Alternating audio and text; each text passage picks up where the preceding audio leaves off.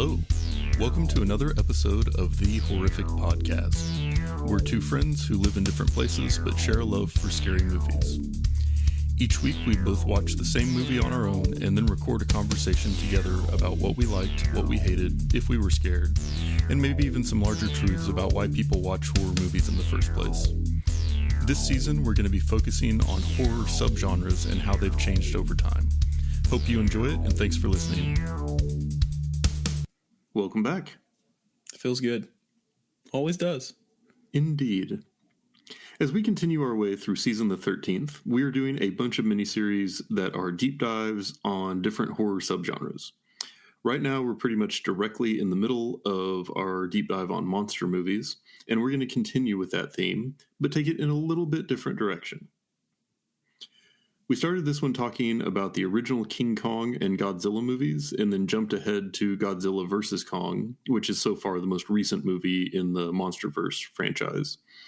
We talked about how these sort of natural monsters were basically just really big versions of things we already know about, and one of them was also radioactive, but But the very nature of those giant monsters meant that the movies really had to be on an epic scale. This kind of lent itself to movies that relied more on action and dread than psychological suspense like we saw when watching the Haunted House movies before. We also talked a lot about how monster movies are the masters of crossover. Godzilla basically only exists to fight other monsters, and Kong was really the most interesting when he was fighting other giant creatures. Another key point that came up a lot was empathy with the monsters and the uncertainty around whether or not mankind would find a way to stop them before being totally destroyed. I thought that was a really fun run of movies, because I think like giant monsters aren't really a thing we've talked about a lot in the past. Mm-hmm. So it was kind of fun to go and like dig into those types of movies and see what are some things that are like common themes and how are they just like fundamentally different from a horror perspective than what we would, I guess, kind of more traditionally watch. Yeah. I guess, was the last one Them that we did? Which was like, and that was a long time ago. Yeah. And I remember, like, us talking about, like, man, we need to do more of these. So, yeah. Yeah. So, anyway, that was fun. I enjoyed it. But this week we're going to make a little bit of a pivot. And instead of talking about giant monsters from this world, we're going to spend a couple of weeks talking about normal-sized monsters from other worlds. Perfect. Much like giant monster movies, there are a ton of options to choose from here, but we decided to start with what was a pretty landmark film from 1979. Yeah.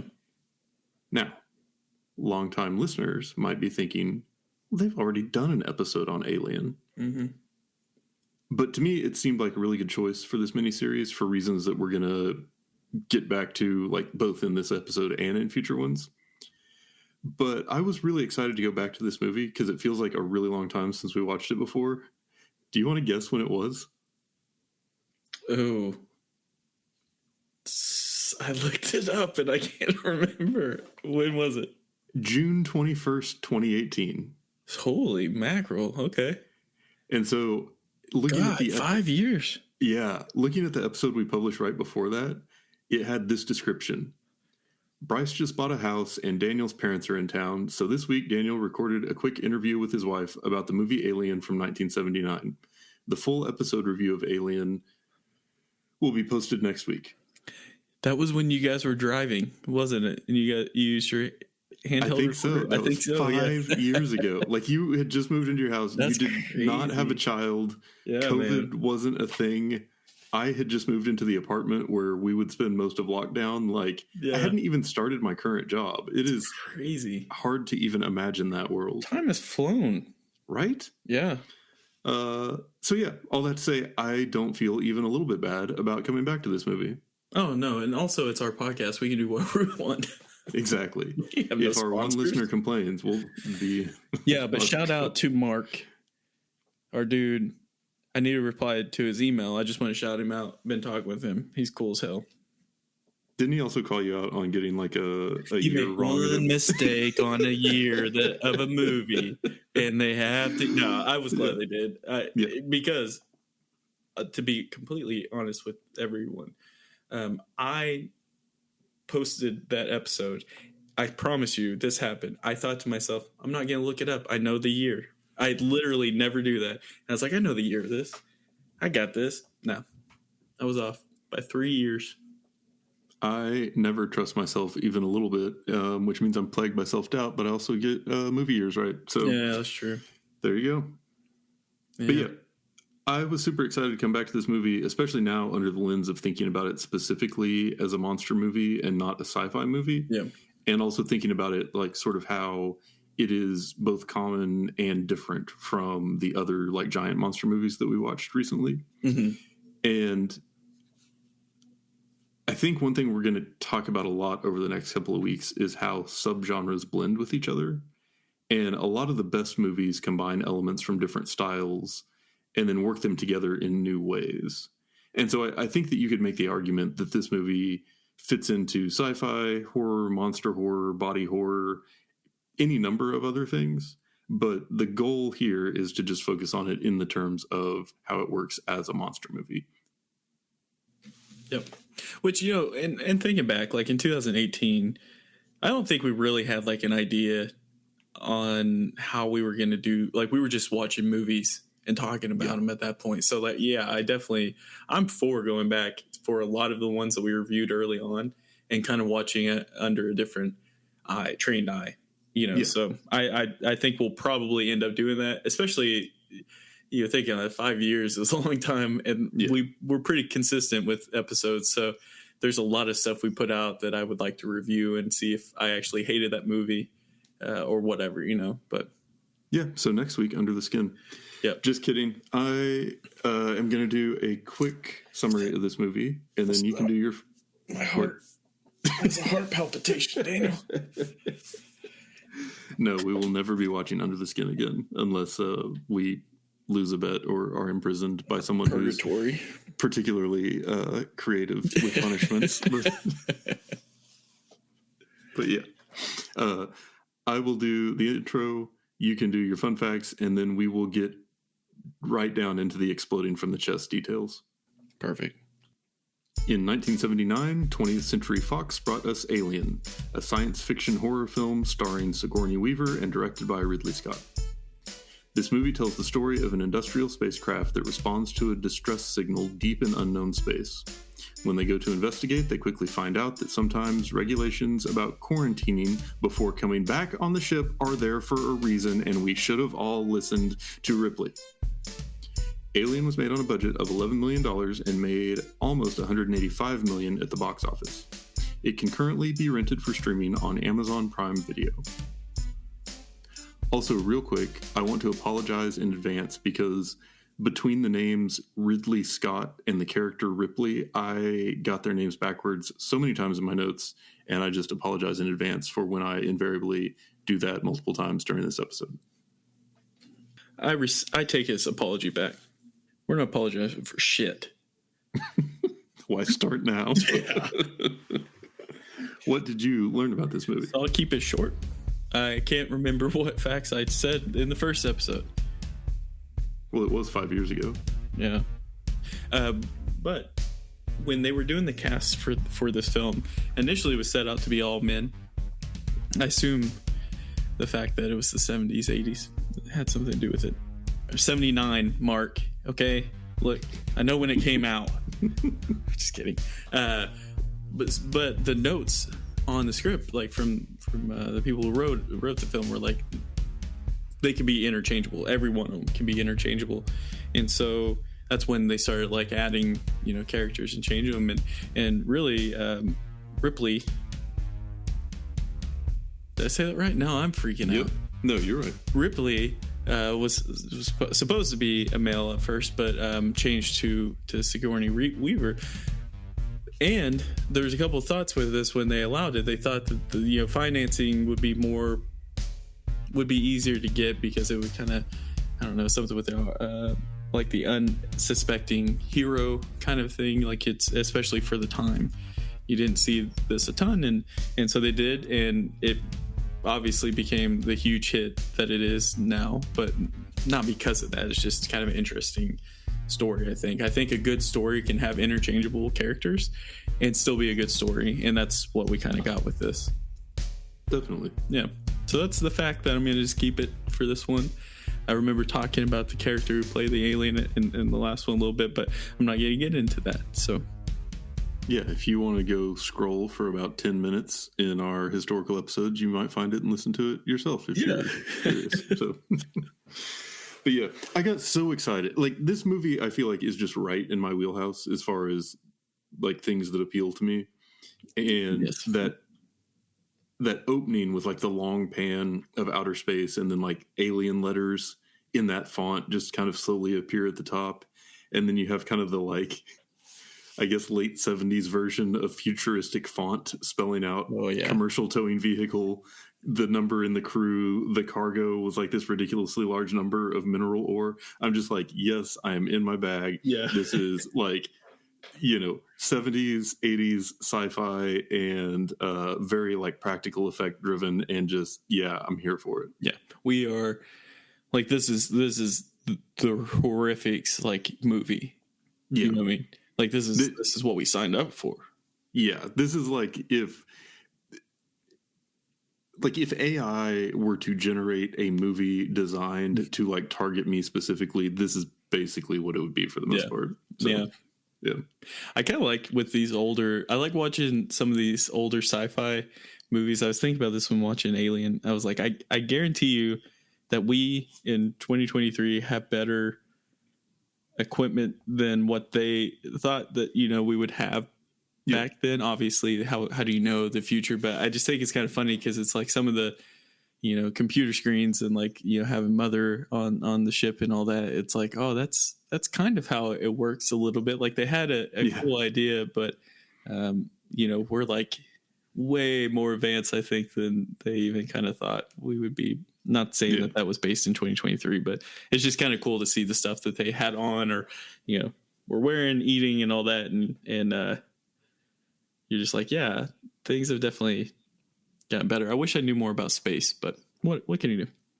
I think one thing we talked about with King Kong and Godzilla, like the original ones, was just sort of the innovation of the filmmaking and how they kind of did things that hadn't been done before. In that, with King Kong, there was a lot of the stop motion, and then with Godzilla, it was like using all the miniatures and the person in the costume to appear like much bigger by comparison and everything. But this one, at first, it doesn't seem like it did a lot of things like completely out of left field visually, but I think it did do some things with the way the movie was made. And so one is just sort of the way that they use technology to build suspense. And what I mean by that is, like, initially you're seeing like the alien spaceship through the broadcast from like the helmet cams, but it's like really grainy. And that really reminded me of like when you see what's going on inside the haunted house from like a night vision camera or something that the investigators have set up. Yeah. It's like that feeling of I'm somewhere else observing the thing, and it's hard to see, and it's kind of creepy, and almost like inserting some found footage stuff into it. And I can't remember a movie that's older than this that really did that. And then I had felt the same type of feeling later when Dallas is in the air vents and they're like tracking the alien's location on the computer screen. And so like you can see where he is, and then you can see like the dashes where the alien's moving. And it's just that almost that feeling of like with a haunted house movie where you see that the person's in danger before they do, or you're like slightly outside the scenario observing something bad happening, and you're just far enough away that you can see it all but can't do anything about it. And that struck me as being really different than anything that I felt when watching King Kong or Godzilla. Like, it's a different type of horror, but the movie making embraced it with this one.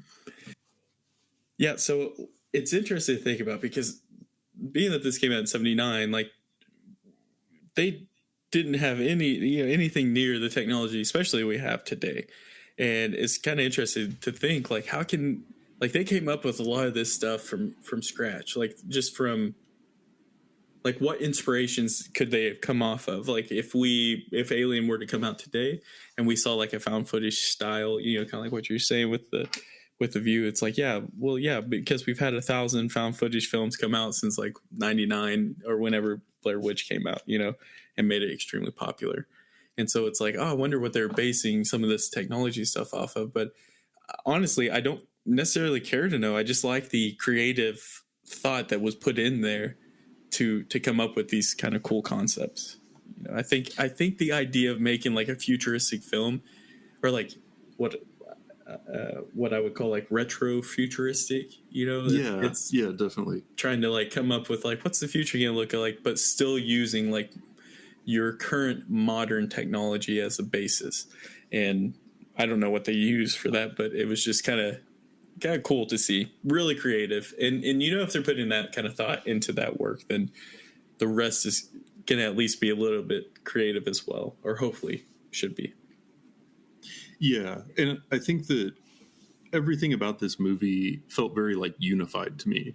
Like the way that it was trying to be scary, the setting that it took place in, even like the music and the way they did the camera angles and sound and everything else, it just all felt very cohesive, and like it was like all of the filmmaking really complemented the overall vision for like the feel of the movie. Mm-hmm. And I think I love it when that's the case. Like I hate it when you have a soundtrack that doesn't match, or when you have like, you know, super unbalanced audio, or the camera makes it so that it's like, you know, why is everything really light and bright when this feels like super dark and scary? You know, like there's just a bunch of ways that a movie can kind of undermine itself. And I feel like this movie is a good example of one that did none of that. Right. Yeah. I mean, they definitely paid attention to the atmosphere. Like when they were finding the alien initially, like just all of the above. The only beef I have with this, and I just want to get this out there now, just so we know what's going on with my life. If you set a bomb to explode like who designed this thing where they set a bomb to, you know, to destroy the whole plane or the whole ship, and then like make it where like there's so much fog in the world that you can't, or, you know, like mist and it's like, how the hell is she supposed to see where she's going? That's a poor design. The engineer who designed that should be ashamed of himself. Poor usability. Yes. Yeah. I just want to get that out there because that was my main beef with this film. I was mad. I was so mad. Yeah. No, there were definitely some things that like, as I tried to take notes about it, I was like, well, that doesn't make all the sense. Like, why is there so much steam? Also, how is everyone smoking cigarettes in an oxygen-rich environment and not exploding? Like, yeah, there were a few things that didn't quite add up, but, you know, it's the future. And that's when, you know, with sci-fi, you can just be like, well, they invented their way out of that. I'm like, oh, okay. That's why I want to make a futuristic, like, movie. Because that would be my response. Obey any rules. Yeah, it's like, oh, haven't you heard of the anti-smoke technology we had? Yeah. But yeah, so like I said, this felt like a very different type of horror. I mean, I think this one, like I mentioned in the very beginning, has a lot of elements of other styles of horror that aren't like specific to monster.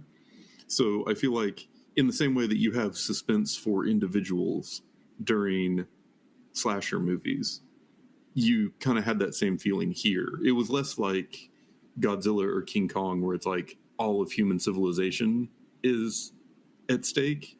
It's more like a much more like personal, like there are individuals who are characters that you've gotten to know who are individually at stake. And I know that like with this franchise, as time goes on, there are more aliens and the scale gets bigger and stuff. But in this very first one, it really felt like the monster, there was like the mystery and the unknown elements of it, but it was also very much you were scared on behalf of Ripley for a lot of the movie. Yeah, so I wrote down in my notes that I actually kind of thought this was two different styles as well. Now, basically, I was kind of explaining, like, I guess with the smaller alien, you don't necessarily know what you're getting yourself into at that point.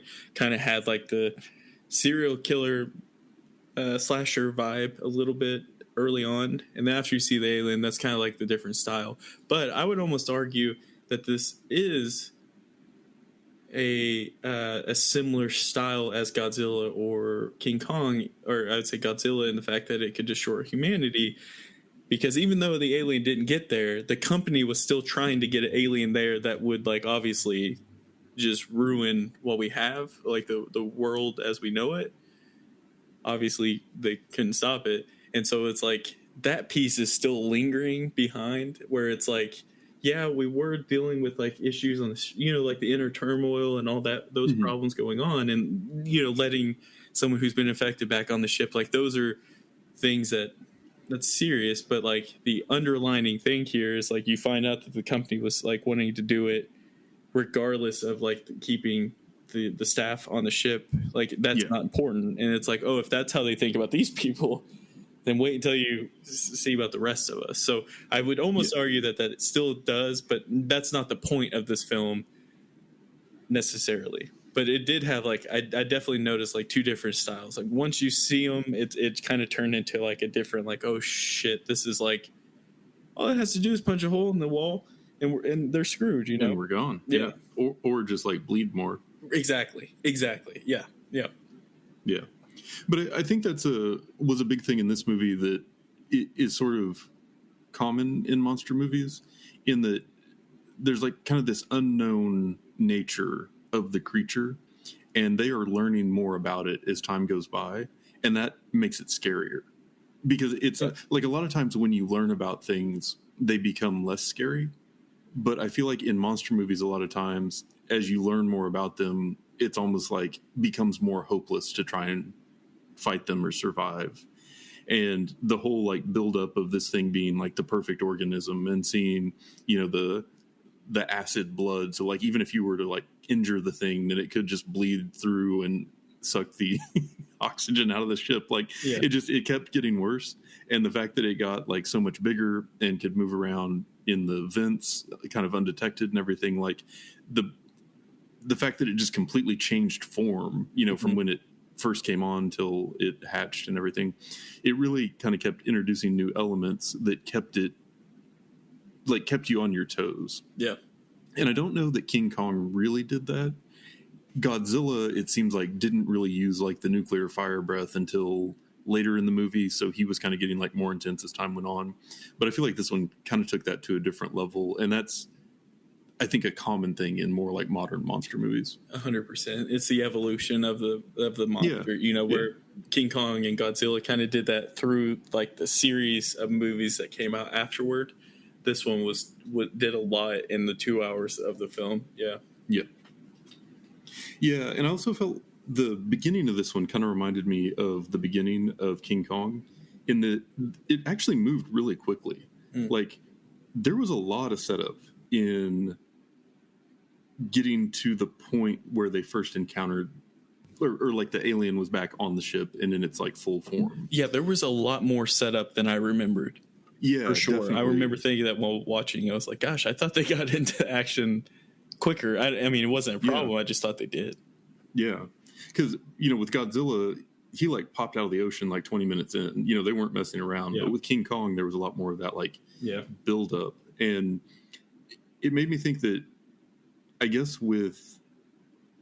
especially with like these smaller monsters, there's got to be something that gets people to a confined space with them for it to work. Yeah. Like if they had just been on the alien planet and they saw it and then they got back in their ship and left, then it would just be like, okay, cool, like movie over. They had to like go through the whole thing of how it gets on the ship and how the ship is in space and how they're trapped there with it, to really create the environment for the horror to work. Yeah. And with King Kong, it was like, well, they had to go all the way out to this island, and then once they were on the island, they had to go like through the barrier, and they had to go find him, and then they brought him back to New York, and then that was kind of the big thing at the end. But there's just that like, how do you get the people into the place where they can't get away from the monster? And I think being stuck in a spaceship's pretty damn good answer. Pretty straightforward. Yeah, exactly.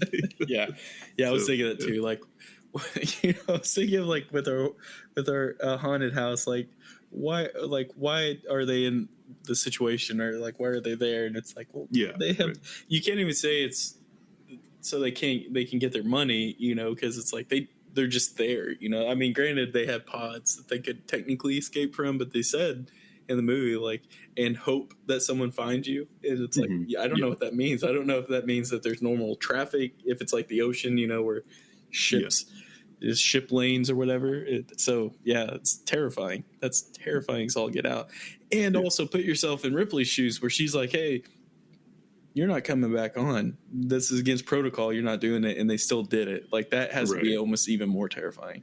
And the fact that she never said, I told you so, I feel like was really big of her. I would have said it like 15 seconds into them coming.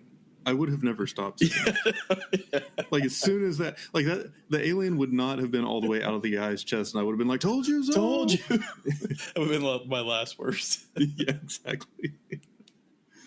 But yeah, this one, there was also a similar feel to the giant monster movies to me, where like people kept trying to do things to stop it and they kept not working. So, you know, first they're just kind of chasing it around, and then they're trying to like cut into it. And then, you know, eventually there's the guy in the vents with the flamethrower, and that doesn't work. And then they're trying to get answers from the computer, and then it sets Ash against them, and he says there's basically no way to stop it. And so like that technology can't help them. And then they have like the escape plan, but the alien just comes and like wrecks shop. And it's like they keep making these plans, and the plans keep failing. And I think that trying and failing to stop the monster, so that when you finally do, it feels like humanity barely wins. Like it's this final, like cathartic getting over this, you know, just barely surviving, is kind of like a key to monster movies having a lasting impact. Because if they ever won easily, it wouldn't really stick with you after the fact, you know? Yeah. Yeah. No, I mean, it definitely makes it rewarding, at least. And, you know, here's the thing, like, technically, like, the true horror ending didn't happen with this, but it did with, like, 90% or 99% of the staff on there. And so, like, if it's not going to have a true horror ending, at least it built the suspense up enough for the viewer for the ending that we got, where it was, like, rewarding. Like, if this was the only film in the series, like, I would have been okay with it. Yeah, well, and I think it's also kind of that like final girl trope, where by having like the one person that makes it out, who is the person that the movie maker clearly wanted you to empathize the most with, you kind of also feel like you just barely made it out afterwards. And that's what I meant about like it staying with you. Like you're like so relieved for Ridley at the end because so many other characters didn't make it. Yeah. And so that's like, did I say Ridley? I might have. Ripley at the end. Because then you just feel like, oh, we just made it out. We just barely made it, like everybody else didn't. Yeah. And I think that's a way of like getting you emotionally engaged with the movie in a way that horror movies have to be effective. And it was the way they did it too. Like the way that, you know, it was almost a double ending in a way. You know, you thought she was safe, and then turns out she wasn't. Like that ending, the second final, the actual ending, that could have gone two different ways. The way we got, and the other way, like her showing back up at wherever, insert wherever, you know, port that she left from, and then you know, talking with them about it or something. Like that could have definitely happened. So like it definitely helped having that kind of false ending tying in with this as well. Like, but we're not done yet. Yeah. And when you're in the theater and you can't, like, I happened to pause it after that happened, so you could see like how much time you have left on the film. So you're like, okay, we got like 20 minutes. There's still time for something to go down. But like in the movie theater, you're like, no. So that kind of ties into what we've talked about in the past about certain movies are good in the theater, and I think this would have been one of them. But. Yeah, definitely. And even though I, you know, obviously had seen this before, it had been a while. And so at the end, when it was like, okay, clearly she has survived. We've just had our Hollywood ending. You know, she makes it out with the cat, happily ever after, whatever. Oh, but it's still going. Like, where are the credits? Like, what's happening? And then when you realize the credits aren't about to roll, just that impending sense of dread that hits you. Yeah. Because you're like, oh, the only reason this movie's still going is because it's not over, you know? And that was really effective for me, even, you know, even kind of knowing what the end was going to entail. Yeah. It's exhausting. That's the way I kind of felt. I was just like, this is just exhausting. Yeah. But yeah, I only had really three more things in my notes. One was this movie had a lot of very cool, amazing, memorable scenes. Going back through it, it was just, there were moments where like I would remember what was about to happen, and then I would just be like so excited for it. And they still all felt effective. And I think a lot of that was just how well they pulled off the visuals, which I think were pretty ambitious in this one for a movie in 1979. But I thought the alien, especially the little alien when it was attached to the guy's face, was just all kinds of creepy. The first time you see the like full grown alien, when it like lowers down behind the guy, I feel like was just absolutely epic. Of course, the chest explosion is an all timer. But yeah, just going through, it was just like scene after scene after scene, like Ash getting ripped apart and stuff. Like, it was all just so good, and it held up so well. And I feel like that really stuck out to me after having watched like King Kong and Godzilla, where that wasn't the case as much. Yeah, and the thing that you kind of got to think about with Alien as well is like it came out like 25 years after Godzilla, so like that's the jump in technology that the world made in that time. But like it also came out like 15 years after the moon landing or so. Like the amount of like information they were going off of for this is like pretty stellar. Like it's amazing how they were able to, I don't know, come up with a story that's like really cohesive, at least I think, and the effects as well. Like you can't tell me that both the small alien and big alien weren't. I mean, it looks so real. I mean, I'm gonna say it. Like it definitely looked real. Like there were things that they did with the small alien that I noticed this time around. I don't think I've noticed before, like wrapping its tail around the neck of like just little things like that. And it's like they put so much time and effort into this, and thankfully so. Like you see, like obviously it's still being talked about this however many years after. So it's hats off to them for doing this. I think that this is almost like if creature features are like, if that's your jam, like, and this isn't in your top list for whatever reason, I need to hear your reason, because they did a lot of really good things with this that you could see in future films. Oh yeah, especially ones that we're going to review in this section. And it was just, I don't know, great story. The alien, even though it was older, looked real. The only thing really not the only thing, but the thing I think caught my eye the most, but I allowed it because I like older 80s 70s style films, is the ending when when she blew up the ship and just like watching the explosion. That was so old, but like it was just like, oh, I love this. So like I'm in heaven. Like this is what I'm here for. It was so bad but so good at the same time.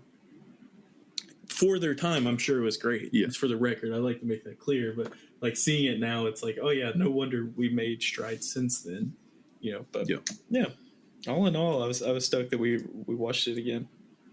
I had another observation. Oh, using a cat as bait is good use of a cat. I think that's what you said something similar to that last time. And I remember thinking, at least it wasn't a dog. Yes, exactly. Yeah. I would have felt totally different if there was a dog in this movie. Well, this ties into my very last fact I have for this. I saw something earlier, and I wanted to tell everyone about. If you're long listeners, we had multiple jokes about this a long time ago. But did you know that you can go to doesthedogdie.com and it tells you if the dog in the film dies? I didn't realize that was a thing. Yeah. Very like-minded people over there. We should see if we can interview them sometime. Sponsor us. Ooh, yeah. No, don't, because I like to say what I want.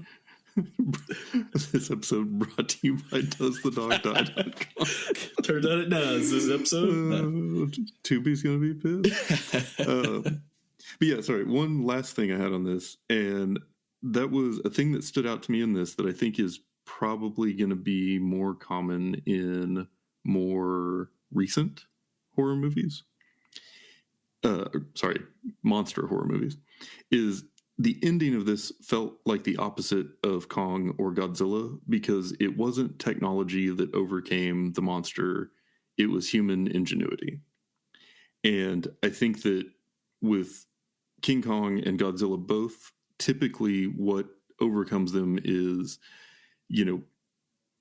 the most advanced science or the best military weapon or something. And it really feels like it is the whole of humanity's achievements that is against the giant monster. Whereas I feel like with this movie, it was very much the creativity and will to survive of one person that overcame the monster in the end. And I think that appeals to the viewer on a sort of different level. And that is one thing that makes this type of movie really different than the giant monster movies. And I have a feeling that might be a theme that comes back in the next couple weeks. I can't add anything. I agree with that statement. I think it's perfect. Cool. Well, this was fun. I'm glad we went back to it, and I am excited for next week when we are going to be reviewing a movie that I'm going to be honest, I'm kind of embarrassed that I hadn't seen up until now, but I'm not going to say what it is, so you'll just have to come back next time and find out.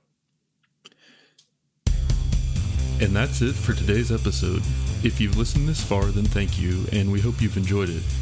We're always looking for new ideas, so if you have any questions, comments, or movie suggestions, please send us an email at thehorrificpod@gmail.com, or feel free to comment on or message our Facebook page. Just search for The Horrific Podcast. Thanks for listening.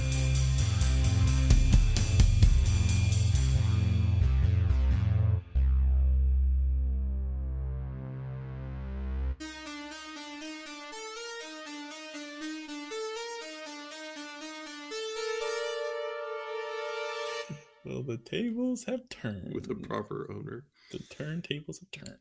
Mm-hmm. The turntables have have risen for the table turn. I love it. We're off to a great start. Scratch that. I'm going to save that for later. Okay. I'm going to actually say something. Rewind.